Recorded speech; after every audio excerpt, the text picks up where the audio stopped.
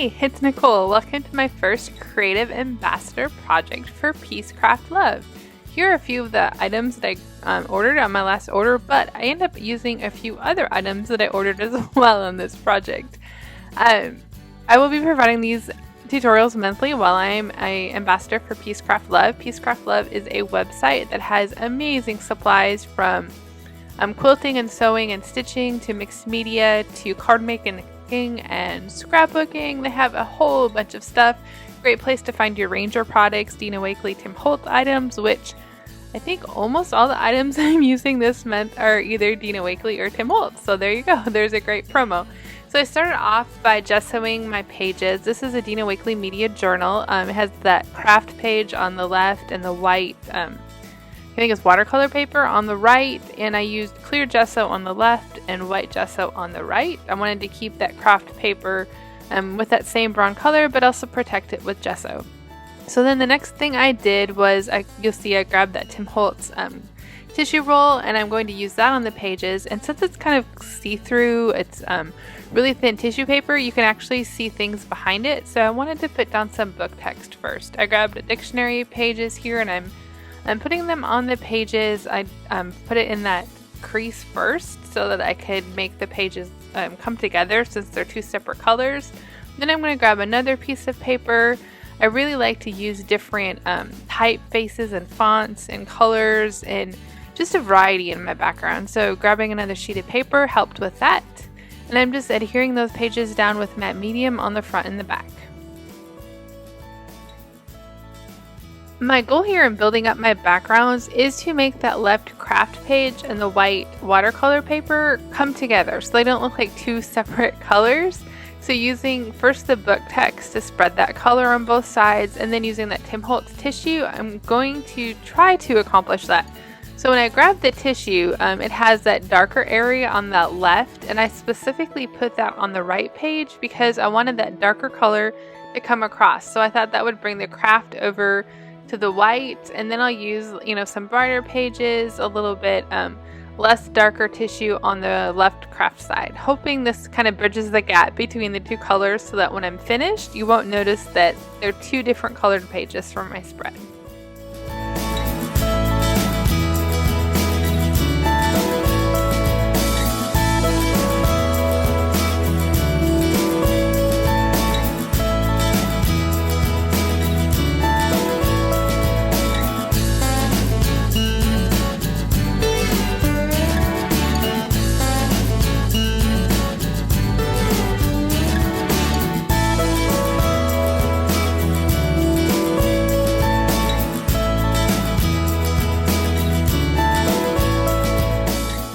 Just layering this Tim Holtz tissue paper. I think that's what it's called. I don't remember what it's officially called. It's a roll of collage paper. It's kind of tissue paper. I am layering it on the top of that book text, and then I'll layer it on top of the tissue paper because it's see-through. It's creating some amazing interest. It's adding to the background and the first layer for my mixed media pages.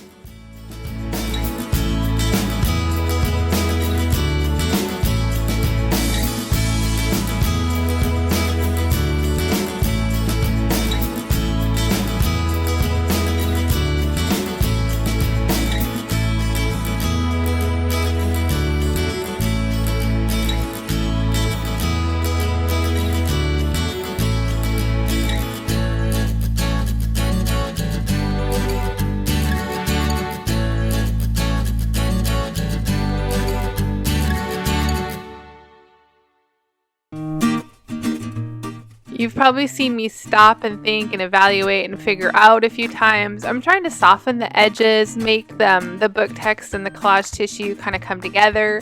Really, in the end, it probably doesn't matter because of all the other layers I'm putting on top of this, but in my head, I'm thinking it matters. So I'm just adding that tissue and paper or pages or parts that look funny and softening edges of the book text, and then again, making the right side a little bit darker than the left.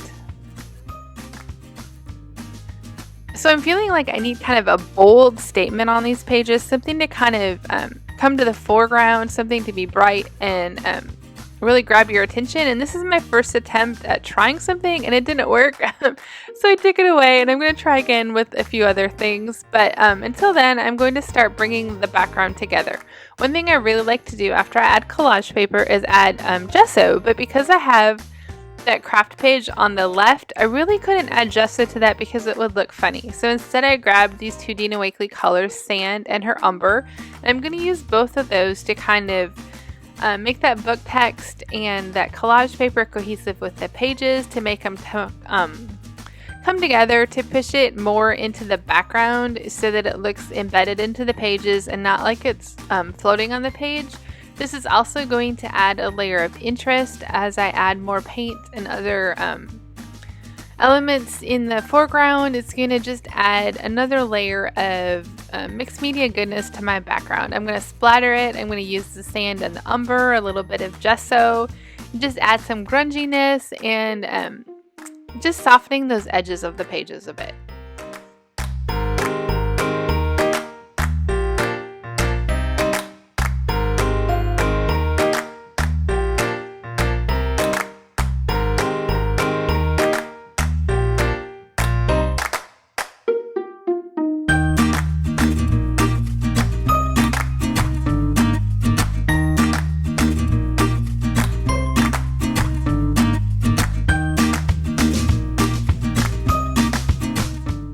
As I'm building these layers of color, I kind of need to stop and dry them a bit, so I grabbed my hairdryer on the cool setting just to add a little bit of help with the drying process. If you start working those colors a little too much, it kind of blends a little too much and you miss that grungy look. So I dried it a little and worked as I dried, and now I'm just going to add another layer of a little bit of color where I think it needs some splatters or some additional color or grunge to this background.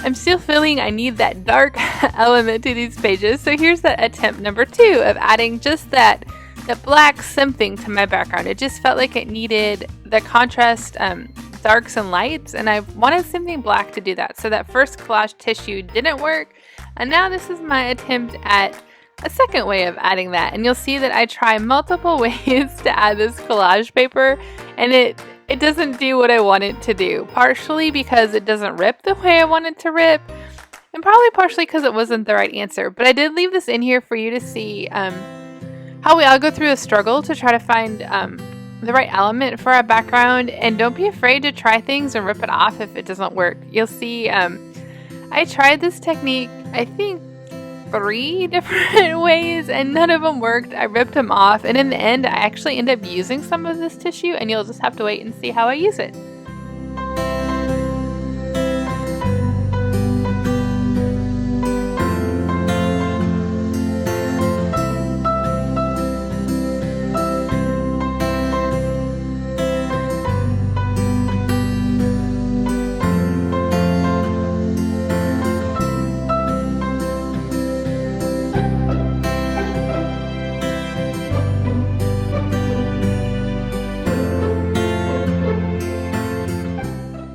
So here's attempt number 3, and it's probably more like attempt number 10 if you count all the ways I tried to use that collage paper.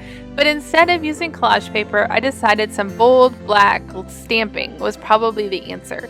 So I grabbed these Tim Holtz foam letters. They're available on the Piececraft Love website. They're actually a no longer made product, I believe. They're hard to find, so if you don't have them, hop over to Anna's website and grab them. She has a couple left.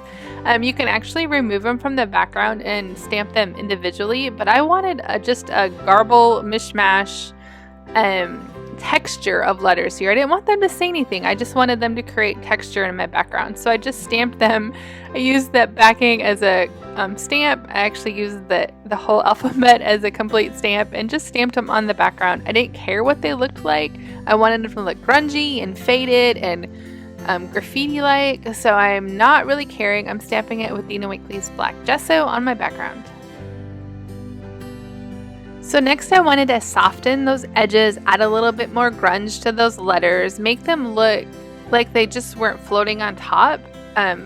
So I'm adding a little bit of water down of that black gesso to add some shadows, some grunginess. I'm also going to splatter on the page to make it look fun and grungy and spray painted, and just adding that little black element that I felt like the background pages needed. And then I noticed that there were some areas that just were missing letters. I wanted a few more letters in places, and so I individually stamped some of the letters and numbers in just some areas that I felt like needed additional text. And you want to imagine how hard it was to decide which letter or number I wanted to choose. It took me a minute to figure out what type or shape, and it probably didn't matter in the long run, but I did actually spend some time thinking about what letter would look best in the areas.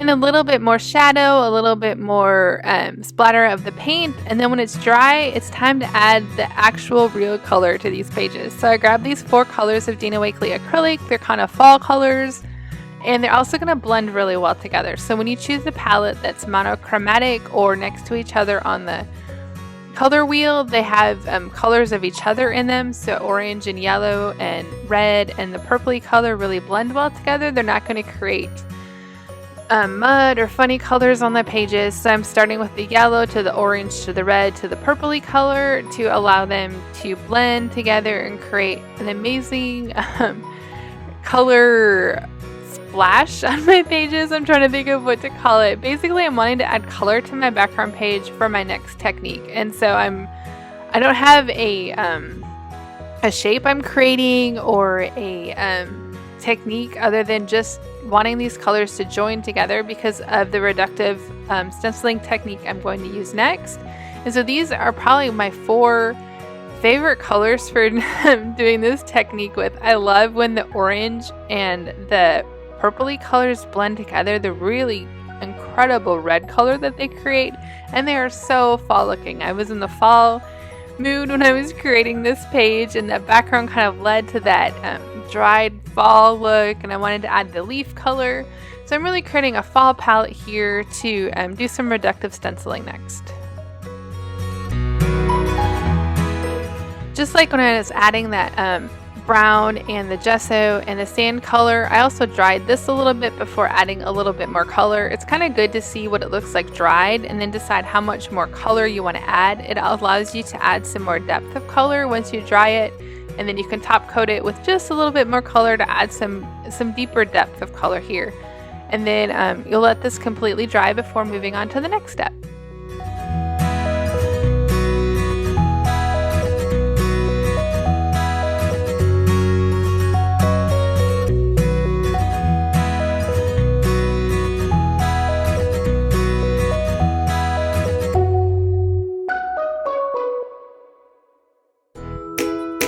So this is actually the next day. My pages are completely dry. They've dried overnight. I actually had to leave my house and rescue my husband. If he's listening, this is what I was doing when I had to rescue you. He's a cyclist and got a little bit messed up with daylight savings time. It was getting a little bit too dark, so I had to stop what I was doing and go rescue him. But that's okay because my page is completely dried and I was ready to do this next step. So this is a little bit of reductive stenciling. I'm using these Dina Wakley masks to carve out the flower shape, and the flower is going to be that background color. So whatever we created with that background color is going to show through the flower. I'm using her night paint, a tiny bit of water just to make it a little bit easier to manipulate, and a foam applicator. You'll notice on that first flower I didn't go all the way down because I'm going to end up drawing my own stem there because I wanted the flower to be a little bit longer than the stencil itself was. And now I'm going to use a little bit of that paint and some more water to kind of blend my stenciled image into the background. I love how this kind of creates a watercolor look around these stenciled images. It creates kind of a seamless transition between that night color and the background, and allowing those stenciled flowers just to pop so that you see them separate from the background mess that you've already created. So I'm using a little bit of paint and water just kind of as I see places that need softened. I try to go over most of the paint that I already put down to soften the edges, to make it look watercolory, to make it not look like, again, just set on the page. This is helping embed those flowered stenciled images into my background.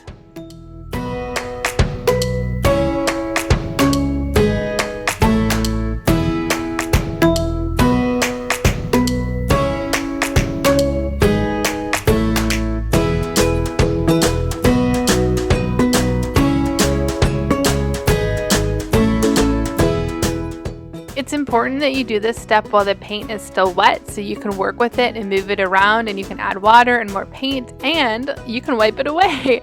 I decided that I wanted just a little bit more of a flower shape down here, so I wiped some of that night away. I'm grabbing just the top of that stencil to add just a little bit more of a floral image there to that bottom left.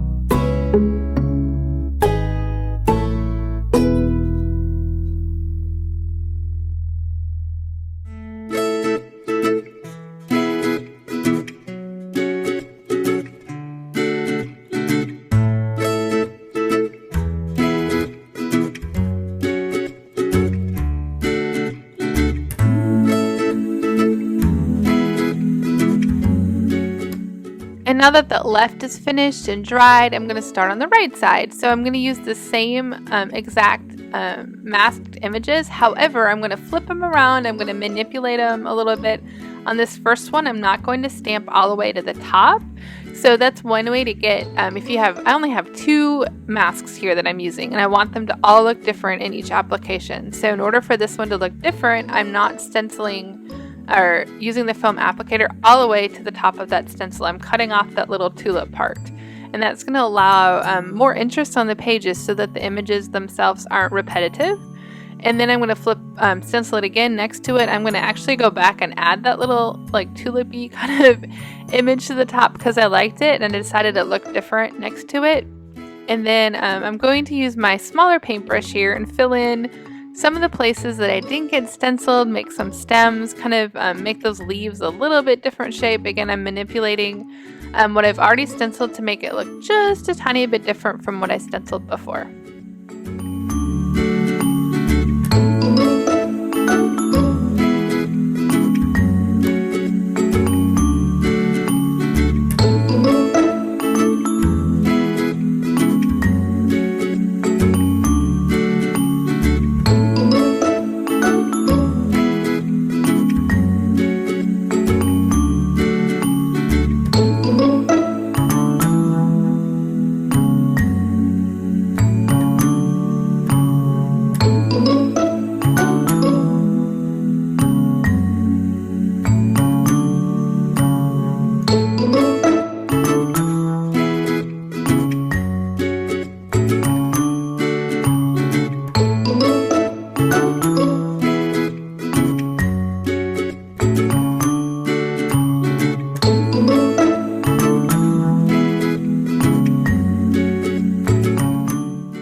And because you really need to do this when it's wet, I wanted to make sure these images were exactly how I wanted them or close to how I wanted them before I put on my third stencil here.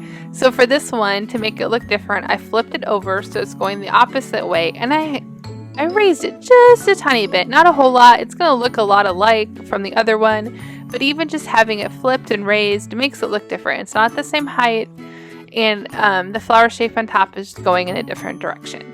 So I'm going to continue the process here. I'm using my smaller paintbrush to outline where I feel like the flower or leaf images need a little bit more outline, and then I'm going to use a larger brush to add that watercolory faded effect to the edges of what I'm doing.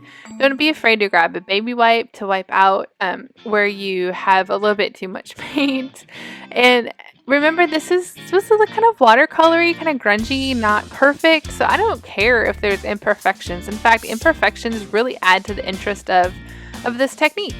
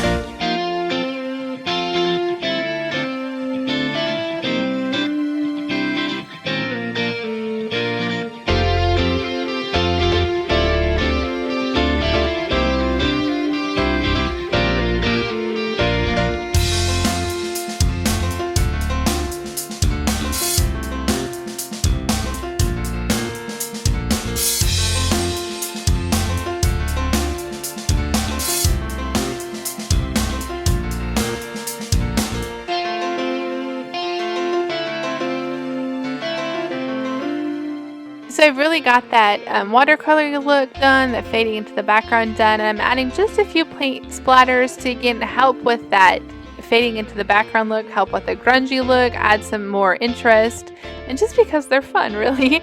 If you get some splatters in the flowers, don't be afraid to wipe them away. Now it's time to add just a little bit of collage to the pages. I grabbed these tags from Tim Holtz and I'm going to layer them with some of that Gina Wakely collage that I had pulled up before. A little bit of ledger paper and then a saying to top off my pages. The saying is from the Tim Holtz clipping stickers. I'll get to that in just a minute. I'm also using some of this washi tape by Nina. It's also on the Piececraft Love website. It's designed by one of our artist friends.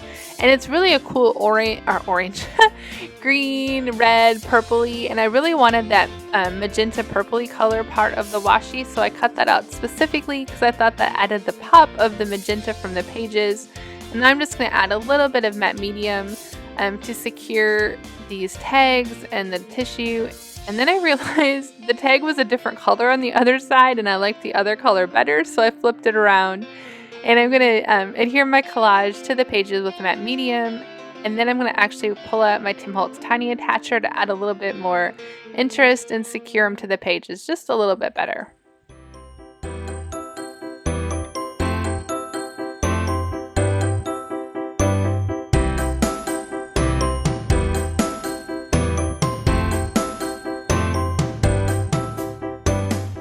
To make those tags look like they're part of the pages, I added just a little bit of that night paint splattered onto them. Here's my little saying from those Tim Holtz clipping stickers that I'm going to add to my tags.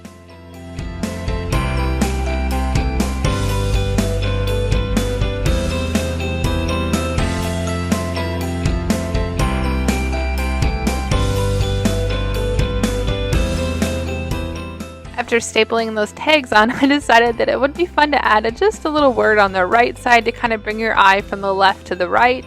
I added the word curiously, added a little bit more night paint to it, again, so it doesn't stand out, it looks embedded to the page. Added a little bit more darker night up there to the left because I thought it needed a little bit more dark element.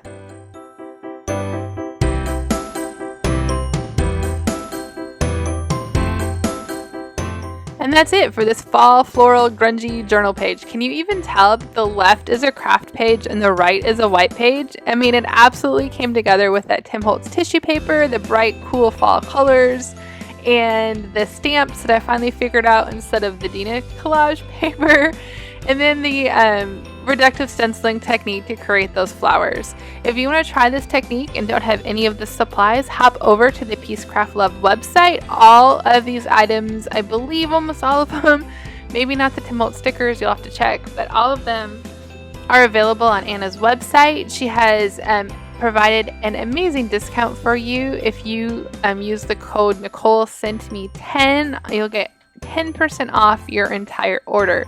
Make sure you hop over to Anna's website. There'll be links in the description box below to get to these products and to get to her website. And there's a reminder of the discount. Thanks so much for watching. I'll be back soon with another tutorial for Piececraft Love.